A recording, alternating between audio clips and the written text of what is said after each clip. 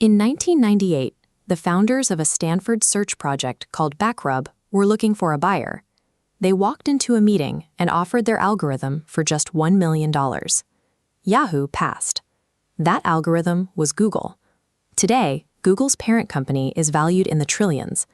The company that turned them down has effectively vanished from the cultural conversation. In the early days, Yahoo entered the 90s as the undisputed king of the web.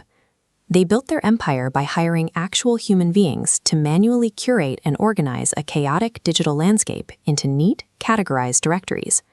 Meanwhile, founders Larry Page and Sergey Brin were building a completely different engine. Instead of relying on human editors, they developed automated algorithms to rank web pages based on links and relevance. By 2006, the efficiency gap between the two companies was impossible to ignore. Inside Yahoo, a senior vice president named Brad Garlinghouse circulated an internal memo that became known as the Butter Manifesto. The memo leaked to the press, exposing a brutal diagnosis. Yahoo was attempting to be everything to everyone.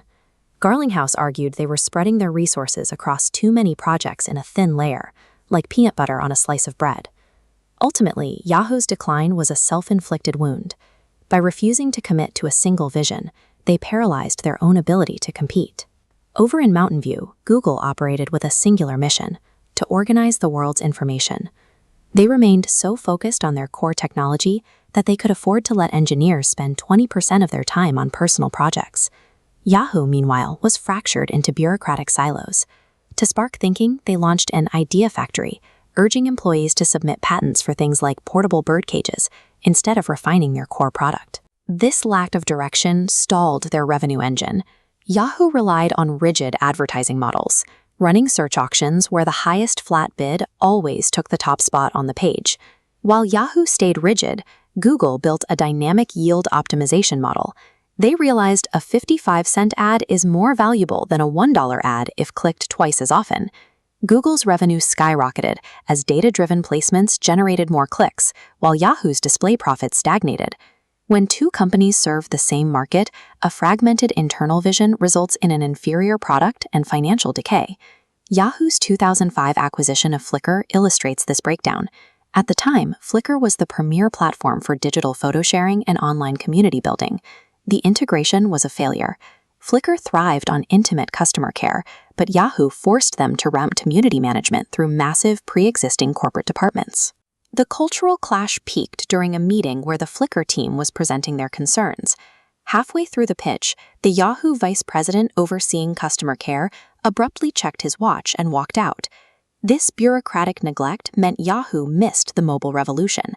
While competitors built apps, Flickr users were still struggling to email photos from their phones to their accounts. Years later, CEO Marissa Mayer attempted to flush out poor performers using a rating system called QPRs. It required managers to grade their employees on a fixed curve. This bell curve shows the mechanical flaw.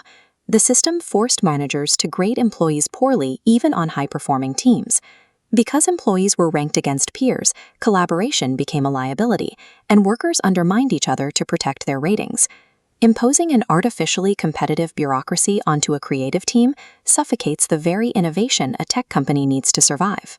Discouraged by the internal sabotage, Yahoo's top innovators left the company, just as the internet shifted toward mobile and social media. Yahoo attempted to survive through cosmetic changes to its visual identity. But without a foundational strategy to back them up, the new logos were just empty exercises. The company eventually sold its poor assets and became a fragmented relic of the early web. For over 160 million years, dinosaurs were the dominant species on Earth. They ruled every ecosystem they touched. The asteroid impact triggered a catastrophic climate shift. The dinosaurs' dominance ended because their massive scale made them too slow to adapt to a world that had suddenly turned dark and cold. This prehistoric collapse mirrors the corporate one. Spreading resources thinly across too many fronts leaves an organization without the strength to pivot when the market shifts. A narrow, disciplined mission provides the speed required to survive, whereas lack of focus turns a giant into a target.